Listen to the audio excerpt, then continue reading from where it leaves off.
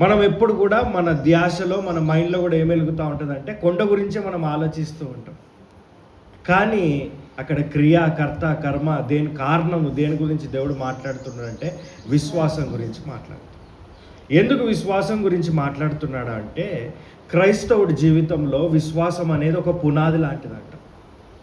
అందుకనే మనము పాత నిబంధన నుంచి చివరి వరకు పౌలు భక్తుడు వరకు చూసుకున్నట్లయితే వారందరూ కూడా విశ్వాసంలో పోరాడిన వాళ్ళు. లాస్ట్కి వాళ్ళు మిగిల్చింది ఏంటంటే వాళ్ళు విశ్వాసాన్నే పెట్టెళ్ళారు. విశ్వాసం అంత గొప్పదన్నమాట. అందుకనే అన్యులకి మనకి తేడా ఏంటనంటే మనం దేవుడి పైన విశ్వాసం పెట్టుకొని బతుకుతూ ఉంటాం, దేవుడి పైన విశ్వాసం పెట్టుకొని జీవిస్తూ ఉంటాం. కానీ వాళ్ళకి ఆ విశ్వాసం లేదు. విశ్వాసం అంటే కూడా ఏంటో తెలియదు వాళ్ళకి. కానీ ఈ సందర్భంలో ఈ వాక్యంలో ఆవగింజ గురించి మాట్లాడుతూ ఉంటున్నాడు. ఏంటి అసలు ఈ ఆవగింజ గురించి కొన్ని విషయాలు మనం లోతుగా తెలుసుకుందాం. ఇంకొక వాక్యం చదువుదాం రండి. రోమీలు 10వ అధ్యాయము 17వ వచనము. రోమీలు 10వ అధ్యాయము 17వ వచనము.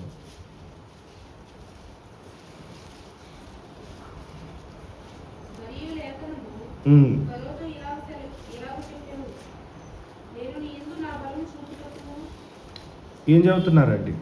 రోమీలు 10వ అధ్యాయం 17వ వచనం.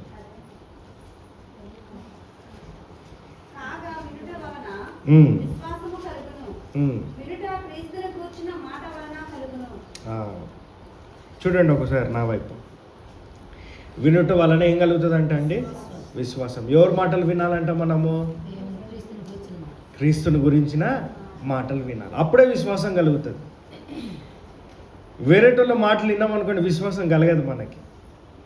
ఈ విశ్వాసం ఎలా కలుగుతుంది అంటే యేసయ్య గురించిన మాటలు, బైబిల్లో ఉన్న మాటలు వింటేనే కలుగుతుందంట. అయితే ఇప్పుడు మనం జాగ్రత్తగా కొన్ని విషయాలు చెప్తాం, మీరు జాగ్రత్తగా నన్ను చూడండి, ఆ తర్వాత మీరు రాసుకోవచ్చు. ఆవగింజ దగ్గరకు వద్దాం. మనం ఎక్కడికి వెళ్దాం చెప్పండి? ఆవగింజ దగ్గరికి. అయితే ఎప్పుడైతే ఒక వ్యక్తి క్రీస్తుని సొంత రక్షకుడిగా అంగీకరిస్తాడో, రక్షణ పొందుకుంటాడో, ఆ వ్యక్తి అప్పుడే విశ్వాసంలోకి అడుగుపెడతాడు. అప్పుడు ఆ సమయంలో ఆ వయసులోనే సరే విశ్వాసం ఎట్లుంటుందంటే ఆయనకి ఆవగింజ అంత ఉంటుందంట. ఎంత చిన్నగా ఉంటుందండి? ఇంత చిన్నగా ఉంటుందంట. ఎప్పుడు ఉంటుంది? ఎప్పుడైతే క్రీస్తుని సొంత రక్షకుడిగా అంగీకరించాడు, ఎప్పుడైతే ఆయన రక్షణ పొందుకున్నాడో ఆ సమయంలో విశ్వాసం ఎంత ఉంటుందంటండి? ఆవగింజ అంతే ఉంటుందంట. కానీ మనము కొంతమందిని కనుక చూసుకున్నట్లయితే వారు ఎప్పుడో చిన్నప్పుడే రక్షణ పొందారు. వారి విశ్వాసం అప్పుడు ఆవగింజందు ఉంది. ఆ తర్వాత కొన్ని సంవత్సరాలు అయ్యి ముసలోళ్ళు అయిపోయి చనిపోయేంత వరకు కూడా వారి విశ్వాసం కూడా ఎట్లుంటుందంటే ఆవగింజ అంతే ఉంటుందంట. ఏం తేడా ఉండదంట. దీని గురించి కొన్ని లోతుగా మనం వెళ్దాం. ఇప్పుడు నేను దేని గురించి మాట్లాడబోతున్నా అంటే ఈ ఆవగింజంత విశ్వాసాన్ని దేవుడు ఏం కోరుకుంటున్నాడంటే పెద్ద వృక్షముగా మారాలని కోరుకుంటున్నాడు. అది ఎవరు మార్చగలుగుతారంటే మన చేతుల్లోనే ఉంది. నేను చెప్పాను కదా, మొట్టమొదటిగా క్రీస్తుని సొంత రక్షకుడిగా అంగీకరించినప్పుడు, దేవుణ్ణి నమ్ముకున్నప్పుడు విశ్వాసం ఎంత ఉందంట? మనకి ఆవగింజ ఎంత ఉందంట. అక్కడి నుంచి అది పెరగాలి కదా. ఉదాహరణకి మీకు అందరికీ తెలుసు, ఒక గింజ ఉంది ఇప్పుడు నా దగ్గర. దాన్ని నేను భూమిలో నాటాను, వదిలేస్తే అయిపోతుంది? అలా పట్టించుకోవాలి కదా దాని గురించి. అయితే మొట్టమొదటిగా ఈ గింజ ఉంది చూసారా, ఇది మనమే అనుకోండి, మన విశ్వాసమే అనుకోండి. ఇప్పుడు మనం చేయాల్సింది ఏంటంటే ఈ గింజని మంచి నేలలో నాటాలి. ఎక్కడ నాటాలండి? మంచి నేలలో. భూమికి మంచి సారం కలిగి ఉందనుకోండి, ఆ నాటిన గింజ కూడా కాస్త ఏమవుతుందండి? మంచిగా పెరుగుతుంది. మన విశ్వాసము ఏదైతే ఉందో అది మనము మంచి నేలలో నాటట్లేదు. మంచి భూమిలో ఉన్న సారం కలిగిన భూమిలో మనం నాటట్లేదు. విత్తనము ఎవరికి సాదృశ్యము? మన విశ్వాసానికి, మనకి. మంచి భూమి, మంచి నేల దేనికి సాదృశ్యం అంటే దేవుని యొక్క వాక్యానికి. మనం ఏం చేస్తున్నామంటే మన విశ్వాసాన్ని ఏం చేస్తున్నామంటే దేవుని యొక్క వాక్యంలో మనం నాటట్లేదు. మనం ఏం నాటుతున్నామంటే కొన్నిసార్లు మనుషుల మాటలను విని నాటుతున్నాము, లేకపోతే ఇంకేదో లోకానికి అనుసారమైనవి, లోకంలోకి సంబంధించిన వాటిని తీసుకొని మనం నాటుతున్నాం. అందుకని ఏమైపోతుంది, ఎన్ని సంవత్సరాలు దాటినా మన విశ్వాసం ఎలా ఉందండి, చిన్న ఆవగింజంతే ఉంది. అందుకనే మన జీవితంలో ఏది కూడా గ్రోత్ అనేది లేదు, ఎదుగుదల అనేది లేదు మన జీవితంలో. ఎక్కడ ఉన్నామో మనం అక్కడే ఉన్నాం ఇప్పటి వరకు. నాకు తెలిసి క్రైస్తవుడి జీవితంలో ఒక క్రైస్తవుడు అంటే ఖచ్చితంగా ఒక లెవెల్ కాకపోతే ఇంకొక లెవెల్ అలా ఎదుగుతూనే ఉండాలి. ఎక్కడో ఉన్న దగ్గర నుంచి మనం అక్కడే ఉండిపోయాం అనుకోండి, అది క్రైస్తవుడి జీవితం కాదు. మనల్ని మనం ప్రశ్నించుకోవాలి మొట్టమొదటిగా. నేను చెప్పాను కదా, క్రైస్తవుడి జీవితానికి విశ్వాసం అనేది ఒక పునాది లాంటిది. మనం పొద్దున్న లెగుస్తే రాత్రి పడుకునేంత వరకు ఎదుర్కొనే పోరాటాలు కానీ, సమస్యలు కానీ, మన బాధలు, మన ఇబ్బందుల్లో అన్నిట్లలో కూడా ఏది ఎక్కువగా పాత్ర వహిస్తుందంటే మన విశ్వాసమే. అది మన కంటికి కనపడదు, కానీ అది చాలా ప్రాముఖ్యమైనది. అందుకని దేవుడు ఏమంటున్నాడు, నీ చూపుతో నువ్వు నడవక విశ్వాసంతో నువ్వు నడు. లోకంలో నడిచే వారందరూ కూడా ఎలా నడుస్తారంటే వారి చూపుతో నడుస్తూ ఉంటారు. కానీ మనము క్రీస్తుని నమ్ముకున్న వారము, క్రీస్తుని సొంత రక్షకుడిగా అంగీకరించిన వారం, మనం ఎలా నడుస్తామంటే మన చూపుతో కాదండి, మనం ఆయన పైన పెట్టుకున్న విశ్వాసంతో ముందుకు నడుస్తూ ఉంటాం. అయితే ఇప్పుడు నన్ను జాగ్రత్తగా చూడండి, వినండి. ఆవగింజంత విశ్వాసాన్ని మనము ఎంతవరకు మార్చాలండి, ఎంత దాకా మార్చాలి? మనము పెద్ద వృక్షముగా మార్చాలి. ఇది మన టాస్క్. ఇప్పుడు చూడండి, నిన్న రాత్రి కూడా ఒక మాట వింటూ ఉన్నాను నేను. ఏంటనంటే, మన పుట్టుకలో మనకి చాయిస్ లేదంట, మరణం కూడా మన చేతుల్లో లేదంట. ఏంటంటే మన పుట్టుక కూడా మన చేతుల్లో లేదంట, కానీ మన మరణం కూడా మన చేతుల్లో లేదు. కానీ పుట్టుక నుంచి మరణం వరకు మధ్యలో ఉండే చూసారా, అది మన చేతుల్లోనే ఉందంట. ఇప్పుడు నేను చెప్పాను కదా, ఆవగింజంత విశ్వాసాన్ని పెద్ద చెట్టుగా మార్చడానికి మన చేతుల్లోనే, అది మన టాస్క్ ఇప్పుడు. అయితే ఈ గింజ ఎవరికి సాదృశ్యం చెప్పండి ఒకసారి, నా వైపు చూడండి అందరూ. గింజ ఎవరికి సాదృశ్యము? ఎవరి విశ్వాసము? మంచి నేల ఎవరికి సాదృశ్యము? ఇప్పుడు మన విశ్వాసాన్ని, ఆవగింజంత ఉన్న విశ్వాసాన్ని ఎక్కడ నాటాలండి? తీసుకొచ్చి వాక్యంలోకి నాటాలి. అయితే ఇప్పుడు మనం ఒకసారి ఈ వాక్యం చదువుదాం రండి మళ్ళీ. రోమీలు 10వ అధ్యాయము 17వ వచనం.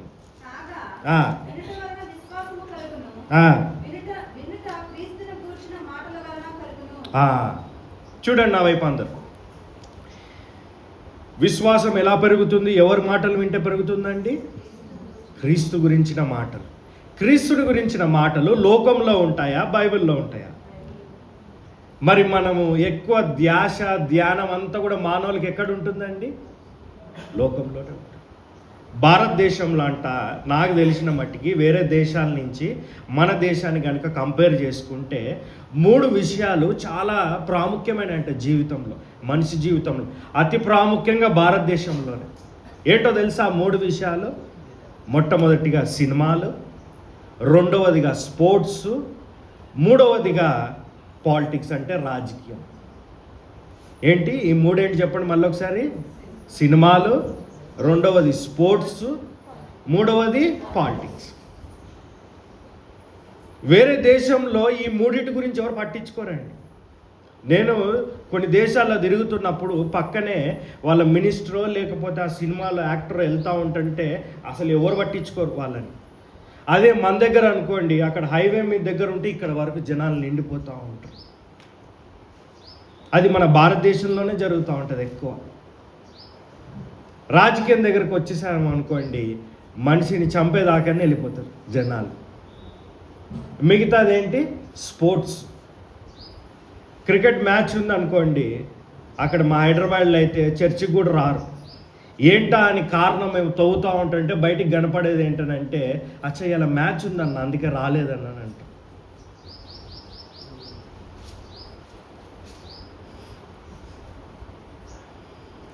ఆవగింజంత విశ్వాసాన్ని ఎక్కడ నాటుతున్నామండి? దేంతో నాటుతున్నాం? మనము లోకంలో సంబంధించిన వాటితో మనము నాటుతున్నాం. అందుకే ఏం జరుగుతుంది? పెరుగుతుంది ఆ గింజ. అది ఎట్లుందో అలాగే ఉంది అది. కానీ మనం ఏం చేయాలి? వాక్యములో నాటండి. అప్పుడు అది పెరుగుతుంది, మొక్కగా మారుతుంది. ఇక్కడ మనం చేసే తప్పు ఏంటో ఒకటి చెప్తా చూడండి జాగ్రత్తగా. ఇప్పుడు రోమీలు 10వ అధ్యాయం 17వ వచనం వాక్యం ప్రకారము ఏమన్నారు? వాక్యంలో వినుట వలన విశ్వాసం. ఎవరి మాటల వినుట వలన? క్రీస్తు. రైట్. ఇప్పుడు మనం ఏం చేస్తున్నామంటే ఈ విశ్వాసము ఆవగింజంత వరకు ఉండడానికి ఒక ప్రాముఖ్యమైన కారణం చెప్తాం మీకు. ఇది ప్రాక్టికల్గా వర్కౌట్ అవుతుంది, నిజం ఇది మానవుడి జీవితంలో. నా వైపు చూడండి అందరు జాగ్రత్తగా. మనము వింటున్నాం కదా, ఇప్పుడు ఇక్కడికి వచ్చి నేను చెప్తున్నా, మనం వింటున్నామా లేదా? వింటున్నాం. అయితే నేను సాయంత్రం 6ంటికి మీ ఇంటికి వచ్చి అన్న నేను ఏం చెప్పాను ఇవాళ అని అడిగితే అందరు చెప్తారా? చెప్పారు. నాకు తెలిసి ఇక్కడి నుంచి బయలుదేరి బండి మీద వెళ్ళే లోపలే మర్చిపోతారు వాళ్ళు. అదే సినిమా థియేటర్కి వెళ్ళి మనము గంట సేపు సినిమా చూస్తాం, అది సంవత్సరం కాదు 10 సంవత్సరాలనే గుర్తుంటుంది మనకి. క్రికెట్ బాగా చూసే వాళ్ళని అడిగినాం అనుకోండి, ఎప్పుడో ద్రావిడు తర్వాత సేవాకు వాళ్ళు ఎన్ని 6లు కొట్టినరు ఇప్పుడు కూడా చెప్తారు. ఏది 20 సంవత్సరాల క్రితం జరిగిన మ్యాచ్కి. అంటే మనం లోకంలో అంతగా ఉండిపోయాం. మనకు అర్థం కావట్లేదు. రేపు పొద్దున నరకానికి ఎవరు తీసుకెళ్తారంటే ఈ లోకమే. అందుకనే యేసయ్య ఏమంటున్నాడంటే నాలో ఉన్నవాడు లోకంలో ఉండలేడు, లోకంలో ఉన్నవాడు నాలో ఉండలేడు.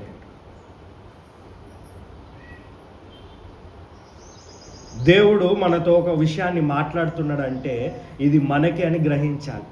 ఇప్పుడు నేను ఇక్కడ ఉండి వాక్యం చెప్తున్నా, మీరు అనుకోవచ్చేమో ఈయనేదో వచ్చి మాట్లాడి ఏదో చెప్తున్నాడు తెలుసు కదా అని చెప్పి మీరు అనుకున్నారు అనుకోండి, మీరే గోతి తవ్వుకున్నట్టు, మీరే కింద పడిపోయినట్టు. నేనైతే ఒకవేళ అక్కడ కూర్చున్నాను అనుకోండి, ఇక్కడ ఎవరైనా దాసులు వచ్చి ఎవరైనా మాట్లాడారు అనుకోండి, నేను మొట్టమొదటిగా ఆలోచించేది ఏంటి తెలుసా? ఆయన ఏదైనా మాట్లాడితే ఆహా దేవుడు ఇది నాకు నేర్పిస్తూ ఉన్నాడు, దేవుడు ఇది నాకు మాట్లాడుతూ ఉన్నాడు. ఇప్పుడు వెనుకకి వెళ్దాం రండి. మనం ఏంటంట, మనము ఏం చేయాలండి? వినాలంటండి. ఏం చేయాలి చెప్పండి గట్టిగా ఒకసారి? వినాలి. విన్నాక మనం ఏం చేస్తున్నాము? ఇంటికి వెళ్ళే లోపలే మర్చిపోతున్నాం మనం. అందుకనే మా సంఘంలో నేను ఎలా గుర్తుపడతానంటే, ఎవరికి గుర్తుంటుందో నేను ఈజీగా గుర్తుపట్టగలుగుతాను. ఎలా గుర్తుపడతా అంటే, ఎవరు బైబిల్తోనైతే బుక్ పెన్ను ఉంటుందో వాళ్ళకి గుర్తుంటుంది. ఎవరి దగ్గర అయితే బైబిల్ ఉండదు, ఎవరి దగ్గర అయితే బుక్ ఉండదు, రాసుకోరు, అసలు వాళ్ళు పట్టించుకోరు, చూసారా, వాళ్ళకి అస్సలు గుర్తుండదు. మనం వింటున్నాం, విన్నప్పుడు ఆవగింజంత విశ్వాసము వృక్షంగా మారదు. విన్నాక మనం ఏం చేయాలంటే చదవటమే కాదు కానీ ధ్యానించాలి. ఏంటి చెప్పండి ఒకసారి గట్టిగా? ధ్యానించాలి. బైబిల్లో ఎక్కడ కూడా మీరు వాక్యాన్ని చదవండి అని లేదు. అక్కడ దివారాత్రములు ధ్యానించువాడు ధన్యుడు. ధ్యానించటం అంటే ఏంటి? ఇప్పుడు మనం మెడిటేషన్ చేస్తాం, యోగా చేస్తారు కొంతమంది. యోగా ఇప్పుడు ఎట్లా అయిపోయిందంటే అది జాతీయ పండుగలాగా మారుతుంది ఇంక కొద్ది రోజులైతే. అన్ని స్థలాల్లో ఆఖరికి స్కూళ్ళల్లో పిల్లలకి కూడా నేర్పిస్తున్నారంట. యోగా అంటే ఏంటంటే ధ్యానించటం అంట. వారు కూర్చొని ధ్యానిస్తూ ఉంటారంటే ఏదో పిచ్చిగా ఆలోచించుకుంటారు. ఆరోగ్యం మంచిగా అవుతుంది, క్యాన్సర్ వ్యాధి పోతుంది, గుండె నొప్పి తగ్గిపోతుంది అని చెప్తా ఉంటే మన క్రైస్తవులు కూడా వెళ్ళి కూర్చుంటున్నారు యోగాలో. దేవుడు మనల్ని యోగా చేయడానికి పిలవలేదు కానీ, ఆ ధ్యానం చేయడానికి పిలవలేదు కానీ, ఆయన వాక్యాన్ని దివారాత్రములు ధ్యానించడానికి మనల్ని పిలిచాడు. మొట్టమొదటిగా ఏం చేయాలండి? మనము వాక్యాన్ని వినాలి. ఏం వినాలి? ఎవరి గురించి వినాలి? లోకంలో మనం వినొద్దు. ఒకవేళ లోకంలో మీరు విన్నారనుకోండి, మీ విశ్వాసము గింజగా అంతగా ఉంటుంది కానీ అది వృక్షంగా మారదు. రెండవది, విన్న వాక్యాన్ని మనం ఏం చేయాలండి? ధ్యానించాలి. ఇప్పుడు ఈ ధ్యానించడం దగ్గర వద్దాం. దేవుడు కొన్ని విషయాలను మదిలో పెట్టినవి మేము ముందుకు తీసుకొస్తాం. ఇప్పుడు ఈ ధ్యానించటంలో నేనేమన్నా ఇంటికి వెళ్ళే లోపలే మర్చిపోతారని చెప్పిన కదా. ఎందుకు జరుగుతుందంటే ఇది ధ్యానించటం ఎక్కడి నుంచి మొదలవ్వాలంటే సంఘంలో అయితే ఖచ్చితంగా ఉంటుందా ఉండదా ధ్యానించటం? ఇక్కడికి వస్తే ఉంటుంది. మరి ఇంకెక్కడ ఉండాలి? ఇంట్లో, కుటుంబంలో ఉండాలి. ఇంగ్లీష్లో గాసిప్ అని అంటారు. అంటే ఏదో ఒక దాని గురించి మాట్లాడుకుంటూ ఉంటారు. కొంతమంది ఇళ్ళల్లో నేను చూస్తూ ఉంటాను, వాళ్ళు దేని గురించి అయినా మాట్లాడుకుంటున్నారా, దేని గురించి అని చూస్తే పనికిరాని చెత్త విషయాలే మాట్లాడుకుంటారు ఇంట్లో. నేను ధైర్యంగా చెప్తా, చిన్నప్పటి నుంచి మా ఇంట్లో మేమందరం కలిసి కూర్చున్నాం అనుకోండి, మా అమ్మ, నేను, మా నాన్నమ్మ, మేమందరం కూడా ఎప్పుడు వాళ్ళు ఏం చేస్తున్నారు, వీళ్ళు ఏం చేస్తున్నారు, ఇవి అసలు మాట్లాడం. ఇది ఇప్పుడు కాదండి, చిన్నప్పటి నుంచి చెప్తున్నాను నేను ధైర్యంగా. మేము ఏం మాట్లాడతామంటే బైబిల్లో ఉన్న విషయాలు మాట్లాడతాం. ఈ వాక్యంలో ఎందుకు అలా ఉంది దాని గురించి మాట్లాడుతూ ఉంటాం. అంటే వాక్యము ధ్యానించాలి. మీరు ఎందుకు ధ్యానించలేకపోతున్నారంటే అతి ప్రాముఖ్యమైన కారణం ఏంటంటే మనం ఇంట్లో ఏం చేస్తున్నాము, వాక్యాన్ని మనము ధ్యానించాలి. కొంతమంది ఇళ్లల్లో కుటుంబ ప్రార్థనే ఉండదు, ఇంకా ధ్యానించటం ఎక్కడి నుంచి వస్తుంది? అందుకని ఏం జరుగుతుంది? విశ్వాసం ఏ గింజలో ఉంటుందండి? ఇంకా ఆవగింజ పెరగదు ఇంకా. కాబట్టి నా 2 చేతులు జోడించి విజ్ఞప్తి చేస్తున్నా మీ అందరికీ, ఒకవేళ మీ ఇంట్లో గనక అందరు కూర్చున్నప్పుడు కుటుంబ ప్రార్థన లేకపోయినా ఇవాళ నుంచి మొదలుపెట్టండి. లేకపోతే వాక్యాన్ని ధ్యానించండి. వేరే విషయాల గురించి అసలు మాట్లాడకండి, పనికిరావు దాని గురించి. చెత్త గురించి మనకి వేస్ట్, వాళ్ళు ఏం చేస్తున్నారు, వీళ్ళు ఏం చేస్తున్నారని. మొట్టమొదటిగా మనం ఏం చేయాలండి? వాక్యాన్ని చెప్పాలి ఒకసారి గట్టిగా మీరు అందరూ. ఏం వినాలి మనము? క్రీస్తుని గురించిన మాటలు ఎక్కడ ఉంటాయండి? బైబిల్లో ఉంటాయి. రెండవదిగా మనం ఏం చేయాలి? చదవాలా, ధ్యానించాలా? లేకపోతున్నామంటే కారణం ఎక్కడుంది? మన ఇంట్లోనే ఉంది కదా. ఇప్పుడు మీరు పిల్లలతో కూర్చున్నారు, పిల్లలతో ఏం మాట్లాడతారు మీరు? ఎక్కడైనా చూసారా? నేనైతే చాలా రేర్గా చూస్తా పిల్లలకి వాక్యాన్ని గురించి చెప్పటము, బైబిల్లో ఏముందో వాటి సంగతుల గురించి చెప్పటము చాలా తక్కువ.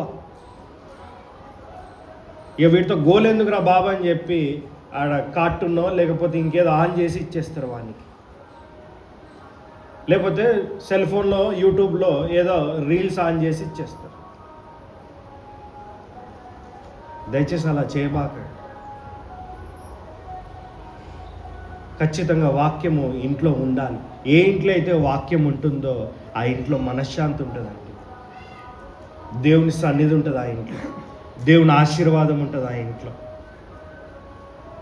లేదంటే ఆ సాతానుగాడు చేతిలోకి తీసేసుకుంటాడు మీ ఇంటిని, మీరే వాడికి తలుపులు తెరిచినట్టు అవుతుంది. మూడవదిగా ఆవగింజంత ఉన్న విశ్వాసమును అనే విత్తనాన్ని వృక్షంగా మారాలంటే మూడోది చాలా ప్రాముఖ్యమైనది ఏంటంటే అది మనకి మనం అప్లై చేసుకోవాలి. ఏం చేయాలండి? మనకి మనము అప్లై చేసుకోవాలి. ఎలా చేసుకుంటాం, ఎప్పుడు చేసుకుంటాం అంటే ఫస్ట్ మనలో గ్రహింపు రావాలంట. ఏం రావాలి చెప్పండి ఒకసారి గట్టిగా? గ్రహింపు. ఏమని గ్రహింపు రావాలంటే ఇది నా కొరకే, దేవుడు ఈరోజు ఈ వాక్యం నా గురించే మాట్లాడుతున్నాడు. అది ఆ గ్రహింపు మీలో ఎప్పుడైతే కలుగుతుందో అప్పుడు ఏం జరుగుతుందంటే ఖచ్చితంగా మీకు అప్లై చేసుకుంటారు. మొట్టమొదటిగా వినాలి, రెండవదిగా ధ్యానించాలి, మూడవదిగా మనకి మనము అప్లై చేసుకోవాలి. అప్పుడు ఏం జరుగుతుంది? ఆవగింజంత ఉన్న విశ్వాసం ఏం జరుగుతుంది? పెద్ద వృక్షము. చేద్దామవుద్దా ఈరోజు నుంచి? చెప్పాలి గట్టిగా. రైట్, ఒక వాక్యం చదువుదాం రండి. 1 కీర్తన 1వ అధ్యాయం 1వ వచనం.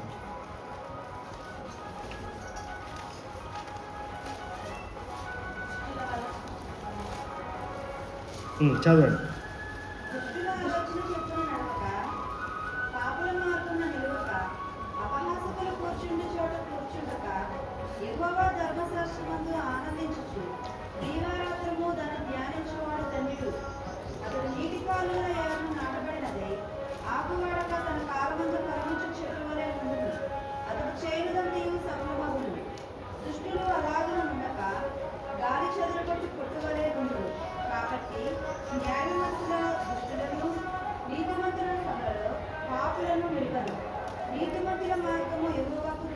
చాలండి.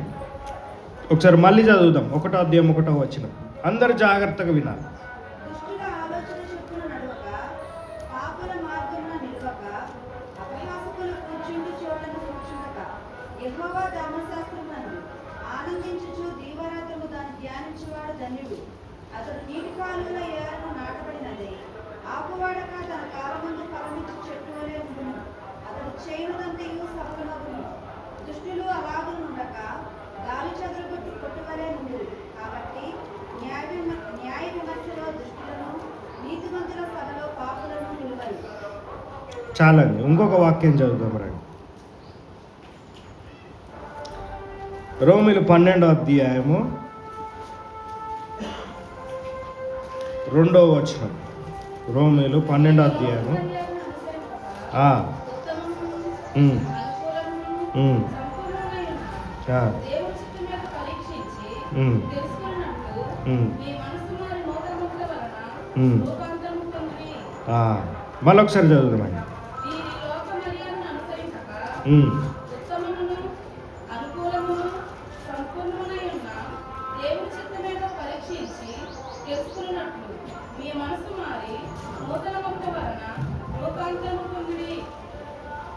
మంచి. చూడండి నా వైపు అందరు. మొట్టమొదటిగా మనం ఏం నేర్చుకున్నాము? ఆవగింజంత విశ్వాసం గురించి నేర్చుకున్నాం కదా. గింజ దేనికి సాదృశ్యము చెప్పాలి? గింజ దేనికి సాదృశ్యము? విశ్వాసం. ఈ గింజను ఎక్కడ నాటాలండి? లోకంలో నాటాలా లేకపోతే మంచి నేలలో నాటాలా? మంచి నేల దేనికి సాదృశ్యము? వాక్యానికి సాదృశ్యం. మనం వాక్యం కేవలం వినేవారికి ఉండాలా లేకపోతే ఇంకేం చేయాలి? రెండోదిగా ధ్యానించాలి. ధ్యానించినాక మనం ఏం చేయాలండి? ఈ ధ్యానించలేకపోతున్నాం అంటే ఎక్కడ తప్పు చేస్తున్నాం మనము? మన ఇంట్లో. అర్థమైందా లేదా మీకు? రైట్. రెండవది, ఈ ఆవగింజంత విశ్వాసం కాస్త మనం ఏమైందంటే మంచి నేలలో నాటాం. మంచి సారం కలిగిన నేలలో ఏం జరిగింది? కొంచెం పెరిగి మొక్కగా మారిందంట. ఏం జరిగింది? కొంచెం పెరిగి మొక్కగా మారింది. ఈ మొక్కగా మారింది. మనం దాన్ని అలాగే వదిలేయం కదా. ఏం చేస్తాం? మన ఇంట్లో అయితే దానికి నీళ్లు పోస్తాము, ఎరువు వేస్తాము, ఇంకేదేదో చేస్తూ ఉంటాం కదా. అలాగే మన జీవితాన్ని కూడా మనము కొంచెం పోషించుకోవాలి. ఈ తిండి, ఈ డబ్బులు ఇవే కాదు, మన ఆత్మీయ జీవితాన్ని కూడా మనం పోషించుకోవాలి కదా. అయితే ఇప్పుడు మొక్కగా మారింది. ఆ మొక్కగా మారింది, మనం పోషించాలి. ఎందుకు పోషించాలంటే అది ఎక్కడి వరకు పోషించాలంటే ఫలాలు ఇచ్చేంత వరకు పోషించాలి. ఏంటి చెప్పండి? అంటే ఫలభరితమైన జీవితం వచ్చేంత వరకు పోషించాలి మన విశ్వాసాన్ని. ఇది ఎలా పోషించగలుగుతాం అంటే మొట్టమొదటిగా మన సహవాసం ద్వారా పోషించగలుగుతాం. ఏంటి చెప్పండి ఒకసారి మళ్ళీ? సహవాసం. కీర్తనలు 1వ అధ్యాయం 1వ వచనంలో ఏమని ఉందండి? ఇప్పుడు చదివారు కదా, ఏమని ఉంది అక్కడ?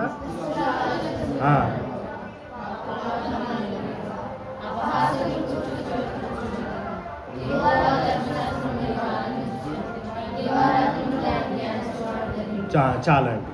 ఇప్పుడు చూడండి, మీరు బైబిల్ ఓపెన్ చేయకుండా చెప్పేసిండ్రు దీన్ని అందరూ, కానీ దాన్ని పాటిస్తున్నామా లేదనేది ముఖ్యం.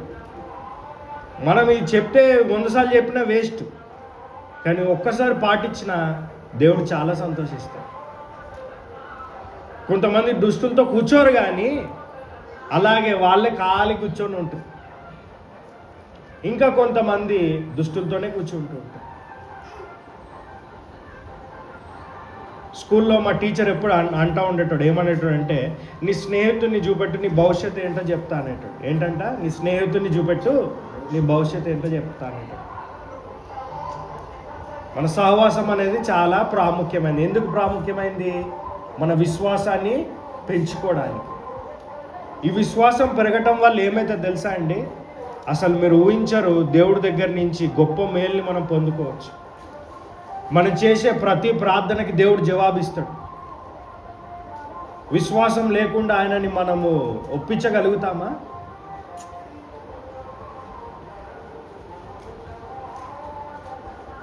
కాబట్టి రెండవ భాగంలో విశ్వాసాన్ని ఎలా పెంచుకోగలుగుతామంటే మొట్టమొదటిగా సహవాసం వల్ల పెంచుకోగలుగుతాం. అదేంటనంట? మంచి ఆత్మీయ సహవాసం ఉండాలి మనకి. ఇప్పుడు చూడండి, మనకి స్నేహితులతో సహవాసం ఉంటుంది, బంధువు మిత్రులతో సహవాసాలు ఉంటాయి. మనకి లేనిది ఏంటంటే ఆత్మీయ సహవాసమే లేదు.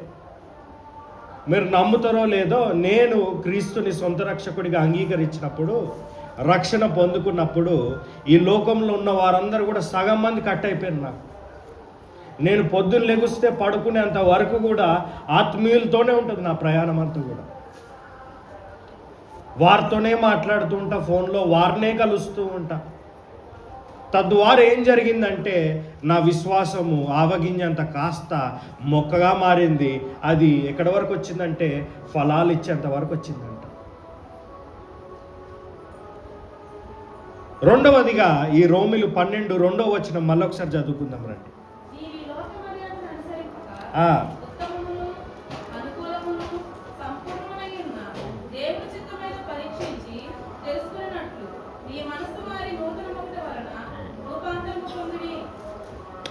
చూడండి ఇప్పుడు నా వైపు అందరు. రెండవదిగా సహవాసం వల్ల వచ్చింది.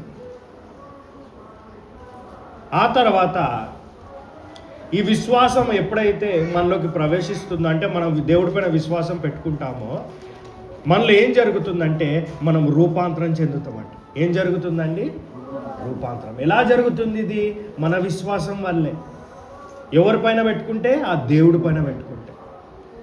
రూపాంతరము చెందటము చాలా ప్రాముఖ్యమైనది. ఈ రూపాంతరం చెందినప్పుడు ఏం జరుగుతుంది తెలుసా? లోకంలో ముఖ్యము కాదు కానీ నా దేవుడితో ఉండటము ముఖ్యమనే విషయం తెలుస్తుంది. ఇంకేం తెలుస్తుందంటే మన జీవితంలో దేవుడు చిత్తం చేయాలని తెలుస్తుంది. ఇవన్నీ కూడా ఎలా తెలుస్తాయంటే మనము ఆయన పైన పెట్టుకున్న విశ్వాసము, ఆ విశ్వాసమే మనకి నేర్పుతూ ఉంటుందంట. మొట్టమొదటిగా సహవాసం వల్ల పెంచుకోగలుగుతాము. ఆ గింజ అంత కాస్త మొక్కగా మారుతుంది. ఆ మొక్క కాస్త ఫలాలు ఇచ్చేంత వరకు మారుతుంది. రెండవదిగా ఆ విశ్వాసం వల్ల ఏం జరుగుతుందంటే మనలో రూపాంతరం చెందుతున్నాం. మన మనస్సు మారుతుంది. దేవుడికి ఇష్టమైనది ఏంటో మనం ఇవ్వగలుగుతాం. నా జీవితంలో 2 ప్రాముఖ్యమైన విషయాలు దేవుడు నాకు నేర్పించాడు, మీకు చెప్తా చూడండి. మొట్టమొదటిగా మనం దేవుడికి ఎంత చేశాము, ఏది చేశాము అనేది ముఖ్యం కాదు. ఏంటి చెప్పండి ఒకసారి మీరు నోటి నుంచి. మన దేవుడికి ఎంత చేశాము, ఏం చేశాము అనేది ముఖ్యం కాదు. కానీ ఏది ముఖ్యం తెలుసా? దేవుడికి ఆయన కోసం మనం ఎన్ని వదులుకున్నామో అది ప్రాముఖ్యమే. ఏంటి చెప్పండి? ఆయన కోసము మనము ఎన్ని వదులుకున్నామో అది ప్రాముఖ్యమే. ఇది ఎవరికి ఉంటుందంటే రూపాంతరం చెందిన వాళ్ళకు ఉంటుందంట. ఎలా వస్తుందంటే విశ్వాసం ద్వారా వస్తుందంట. రెండవదిగా అతి ప్రాముఖ్యమైనది ఏంటంటే మనము దేవుళ్ళో ఎదుగుతున్నామా లేదా? చెప్పండి ఒకసారి గట్టిగా. లోకంలో ఉన్నవారు ఎలా ఆలోచిస్తారంటే మనం ఫైనాన్షియల్గా ఎదుగుతున్నామా లేదా? హైదరాబాద్కి వచ్చినప్పుడు 1 ఎకరం భూమి ఉండేది, ఇప్పుడు 10 ఎకరాలు అయినాయా లేదా? దేంట్లో ఎదుగుదల వాళ్ళు చూస్తారండి? లోకంలో ఉన్నాయి. కానీ మనం ఏం ఆలోచించాలి? మనం కూడా దాంట్లోనే ఆలోచించినాం అనుకోండి, ఇక వాళ్ళకి మనకి తేడా ఉండదు. మనం ఏం ఆలోచించాలంటే క్రీస్తులో ఎదుగుతున్నామా లేదా? ఎలా ఎదుగుతామంటే విశ్వాసం ద్వారా ఎదుగుతాం. ఈ ఆవగింజ అంత విశ్వాసము మొక్కగా మారిందనుకోండి, ఫలాలు ఇచ్చేంత వరకు మనం కూడా ఎదుగుతున్నట్టే. ఒకవేళ అక్కడే ఉండిపోయామనుకోండి, మన విశ్వాసంలో మనము ఎదగట్లేదు. మూడో విషయం చదువుకుందాం రండి. చివరి విషయం చదివి నేను ముగిస్తా. యోహాను సువార్త 15వ అధ్యాయము. యోహాను సువార్త 15వ అధ్యాయము 1వ వచనం నుంచి 4వ వచనం వరకు చదువుకుందాం.